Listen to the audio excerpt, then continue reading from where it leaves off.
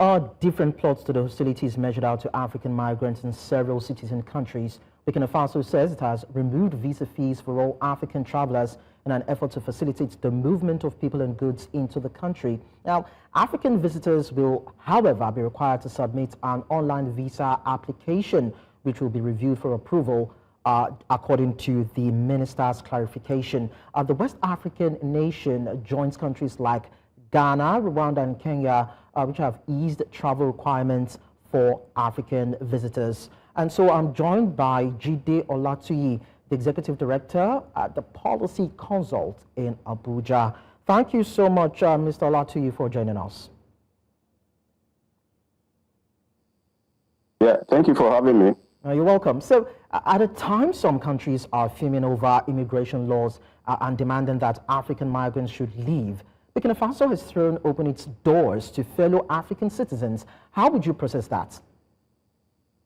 Well, I think that's a good thing that is happening, coming in from Burkina Faso in West Africa. It's a good sign. It's a good opportunity for Africans to move freely among themselves, not only within West Africa region, but of course all through the region of Africa completely.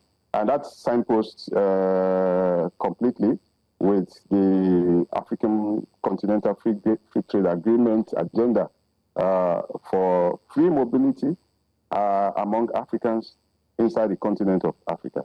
And I think that also aligns so well with the African Union Agenda 2063 that provides trade opportunities, business opportunities, interchange of culture among Africans within Africa.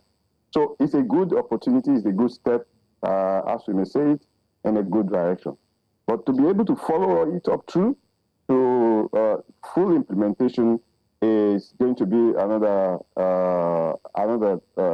challenge that we might have to also, look at. Now, given to what is already happening, even in West Africa, Burkina Faso, Niger, and of course Mali, their recent exit from the free movement agenda in Africa as has been implemented by the ECOWAS. I think we need to look at how the challenges of that exit is going to coexist with the new policy that Burkina Faso is throwing up, its borders to Africans to come in and without the hassles of having to go through the visa approval process. Okay, before we dwell more on the implementation situations, let's still consider this. How does Burkina Faso's visa-free policy now compare to the anti-immigration protests that we see playing out in Europe, even in South Africa, where Africans are targeted as threats? Well, you see in South Africa that, South Africa is pursuing some anti-migration, anti-African migration policy.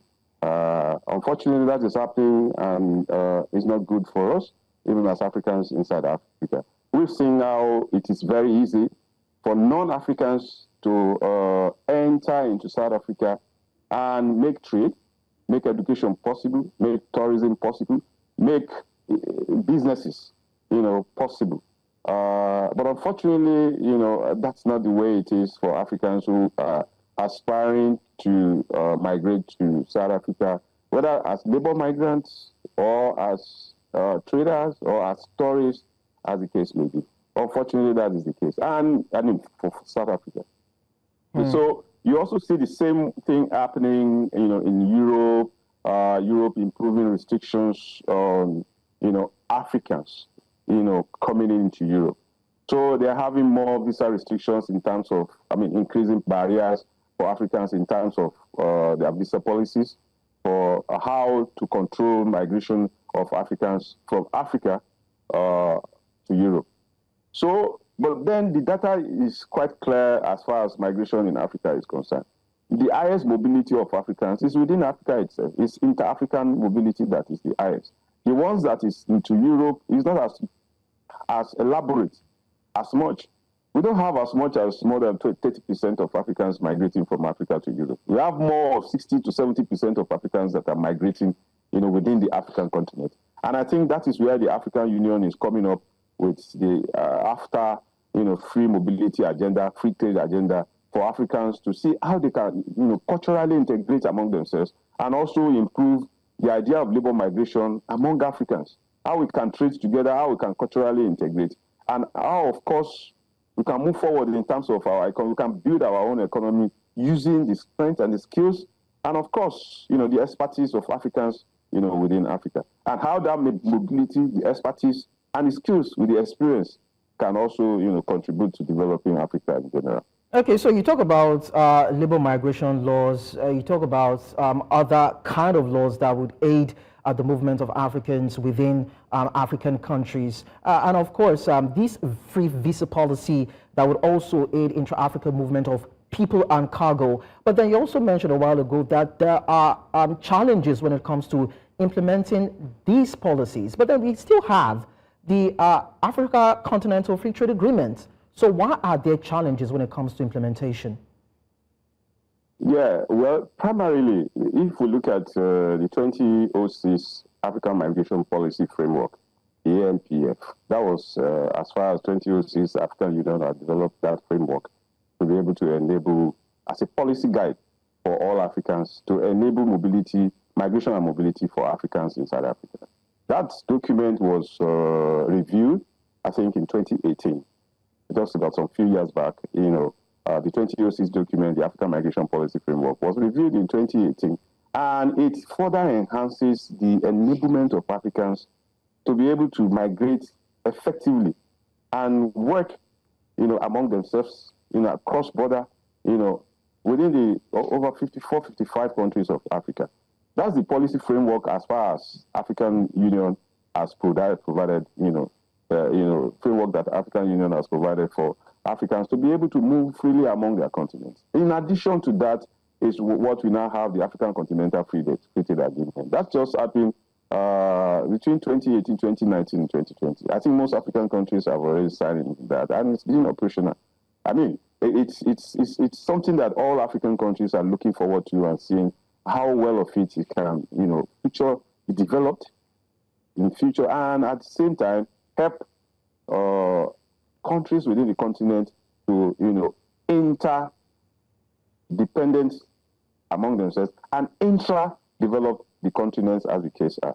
So now we also have the Agenda 2063. All these three framework documents are exemplary documents, are documented documents that prove that the African Union is actually committed to the free movement, mobility for trade, for tourism, for business, for all educational exchanges, of Africans, young, women, and old, young and old Africans, migrants who want to move around the continent. The framework document is already being provided, but the implementation is what is taking, the slow progress for implementation is what is, slowing down and taking a bit of long time for the countries of the continent to adapt themselves and move forward with this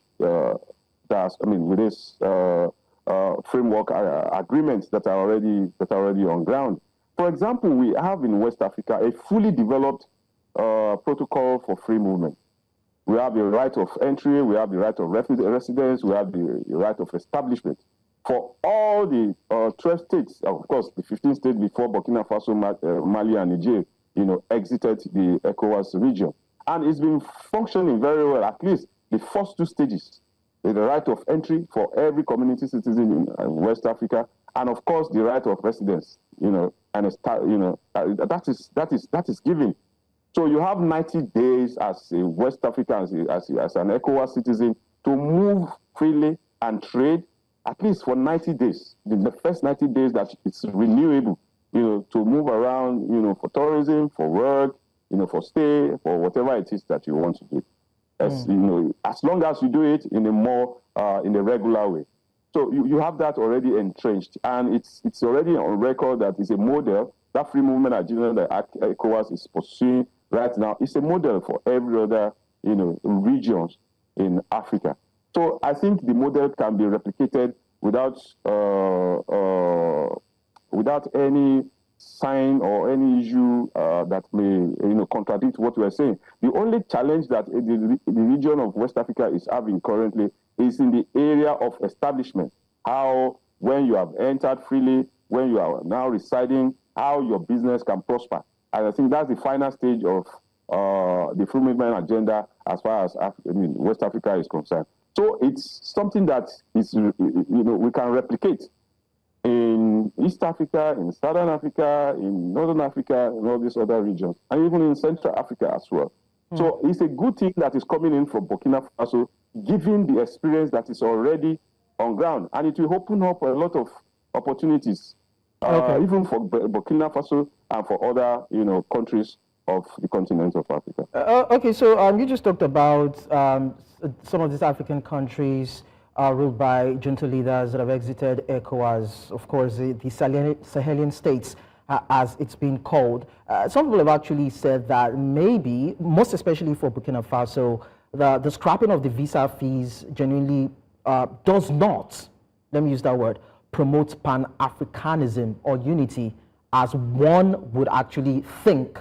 But then when you look at it, how do you see it from the perspective of governance? A state that has been run by a military regime compared to other African states that have democratic institutions. Would you call it a facade on the part of the Burkinabe government trying to look good? Yeah, we can't throw away the baby, with the bad water. I mean, it's something that I believe that if it's the government, whether it's a military government in Burkina Faso or a non-military government, I believe that is a good step that it's for Burkina Faso and also for its immediate neighbors, the West African countries that are, contiguous to Burkina Faso, and of course to other African countries. Look, if this is a policy that the government of Burkina Faso is committed to, it's a policy that is capable of opening up not only Burkina Faso as a Sahelian country, as a landlocked country, to business opportunities, to trade opportunities, to economic opportunities, to cultural opportunities that we may exchange together as one united African citizen. So it depends largely, as far as the country is concerned, it depends largely on how implementable the policy, this visa-free policy, how they implement it. For example, we still know that it's still evolving as a policy, and there's still the need. If you apply online, there's still the need for approval. What is going to be the timeline for approval? Time. How much of access can people all over the world be able to do the online application? So it depends largely on the time of approval timing for all of the visa-free applications, and of course the accessibility of every African that go into this arrangement or go into this application and say, okay, I have access to it in less than 30 minutes, and then one day I complete the application, and in 2 days maximum I'll get it. So if anything out of that, then we could call it a facade. But then if it starts working well, if it's something that they've planned towards and they've done their feasibility studies and they have concrete infrastructure to back it up, I mean, it's a goal. I mean, it's a goal for us in West Africa. It's a good sign that things are coming up within the region of West Africa, within Africa, without necessarily looking at who is propagating or who is implementing the policy of the visa-free policy. Well, let's see how that will transform the Burkinabe government's economy, and if African countries will be able to adopt this strategy to actually boost trade and commerce around their corridors. Thank you so much, Jide Olatuyi, Executive Director, Policy Consult in Abuja, Nigeria. Thank you so much for sharing your thoughts with us.